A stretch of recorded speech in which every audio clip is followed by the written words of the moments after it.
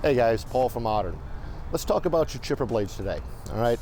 Doesn't matter whether your machine is a disc machine or a drum, the cutting action is exactly like a pair of scissors. Your top blade's gotta be sharp, your bottom blade's gotta be sharp, and the gap has gotta be set. If you don't, just like a pair of scissors, you're not cutting, you're ripping, you're tearing, you're hammering. Stuff we don't wanna do with a machine. So, one of the first questions guys will ask me is, how long do a set of blades last? My response to that is, how long does a chainsaw stay sharp? What happens? Okay, we can run a chainsaw all day long, no problem. As soon as we hit dirt, we wipe the edge off, correct?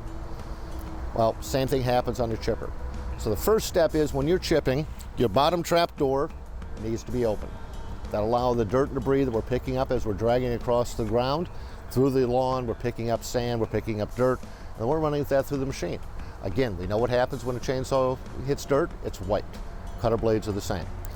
So we need to change the blades when they need to be changed. How do we know when that occurs? You'll hear it hammering versus cutting. The second thing is you'll notice that the chips are getting long and stringy. Last is, on a daily basis, you need to be opening up the infeed and taking a look at those blades. Are those blades still in good condition, or are they hammered? They're starting to blue over on the edge and build up debris. Are they chipped? If they are, you need to flip those blades. If they're really damaged, you need to replace them. So, when it gets to changing out your blades, always refer to your manual. It'll tell you what the torque specs are. It will walk you through the procedures of exactly how to change your blades. Now, anvil. Anvil is probably the most overlooked piece of changing your blades.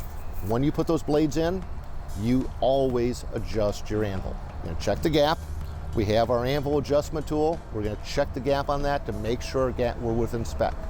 The other is, we're inspecting that anvil. Is the anvil edge still sharp, or is it rounded over? If it's rounded over, we flip it to a new edge, all right? Or we replace it, just like we do with a set of blades. That anvil gap is much like the rakers on your chainsaw.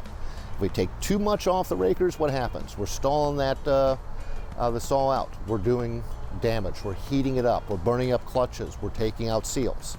Guys, we're talking about an $800 chainsaw and something real simple and easy to go and replace and fix.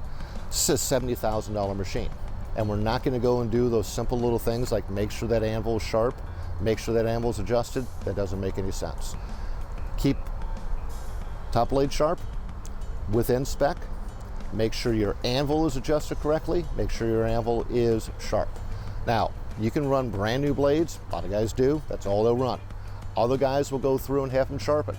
If you have them sharpened, make sure that they are checking to make sure the blade is in good condition. Make sure they are checking to make sure the blade is within spec. And make sure that they're going through and sharpening to the proper angle. Those are all really important things when you have a set of blades sharpened. Guys, keeping on top of your blades will keep your machine running, last you a long time. Thank you guys, I appreciate you sticking to the end. Have a great day.